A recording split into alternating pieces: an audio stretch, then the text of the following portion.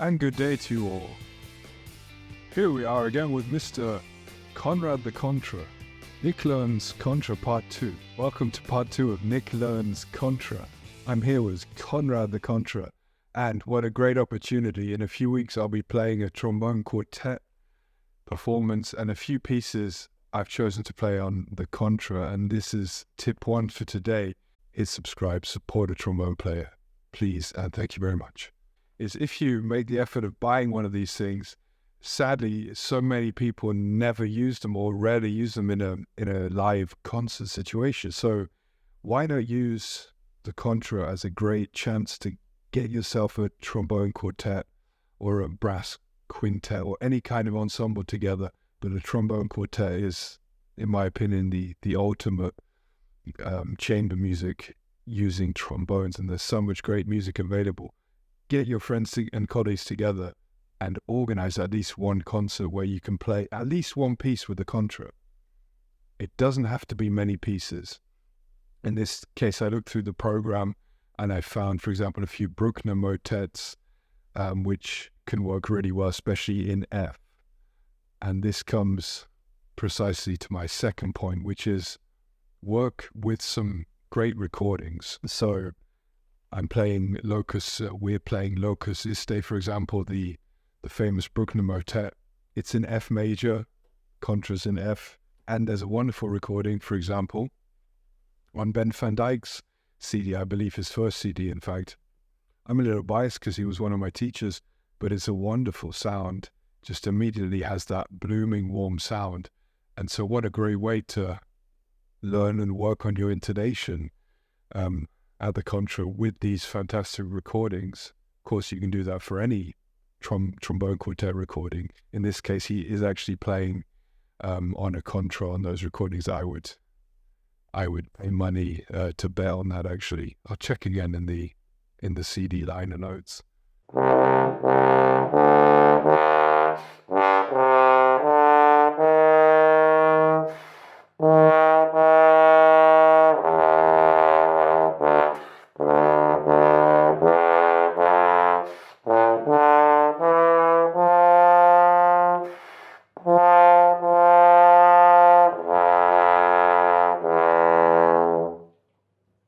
So that's tip 2, is find a recording or recordings with which you can play the bass part. For example, in a trombone quartet, there's loads of recordings out there. Find the one that you love and play through that repertoire. It's such a wonderful way to get to know the horn better, and of course, work on your intonation, which I think is basically the hardest thing when you're switching to this new horn in a different key with different valve combinations. Just playing on your own without any kind of oral reference is not going to work as well as playing in the context of an ensemble. Even using the tuner the whole time, it's still not the same, right, as an actual chord of music and musical context. So find your recordings, find appropriate music, and play along with your big friend. Final tip for today, tip 3, is check out the natural harmonics on your Contra. I was quite surprised what happened on this instrument. Now, remember, this is a Tyne, which is one of the best brands out there for sure, even though this is probably from the 80s. And I promise I'm about to clean this bad boy. Hasn't been cleaned since my first gig some years ago, which was an incredible gig as a world premiere. But it is going to be cleaned again. I will hold myself accountable and put it at the end of this video.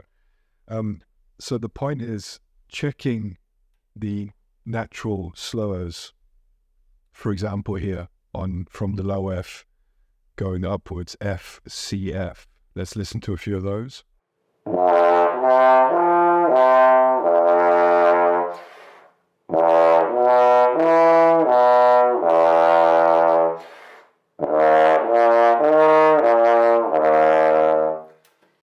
So I was really surprised on the tuner that actually I didn't need to make any adjustment for those 3 notes.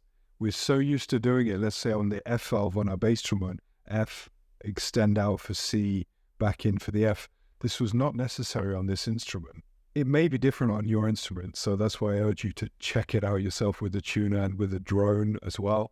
I was sure, because of the extra length of the tubing of this instrument, that those adjustments would also be more than on my bass trombones, but it wasn't the case.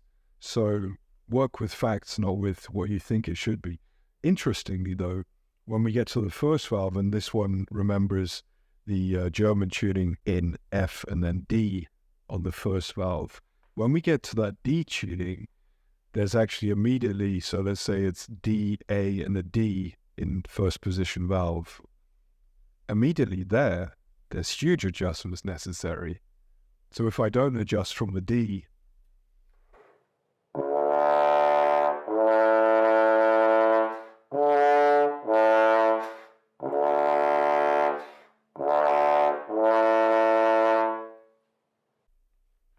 do you hear that A is quite a bit too sharp?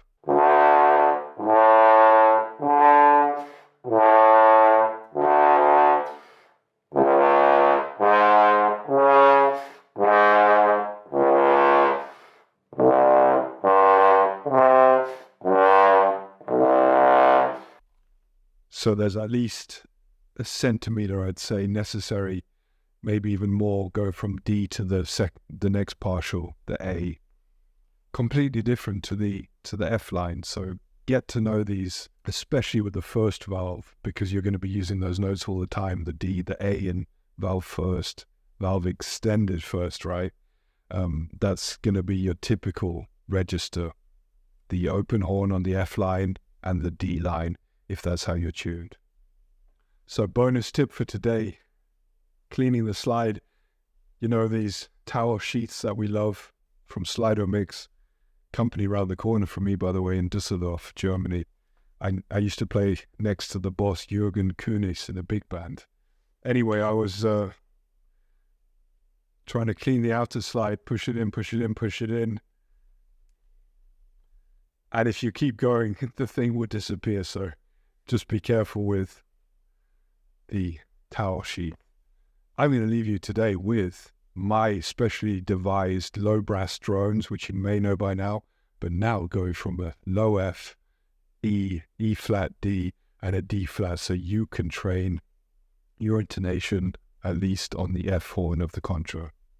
Let me know what else we should talk about in Nick Learns Contra. See you next time.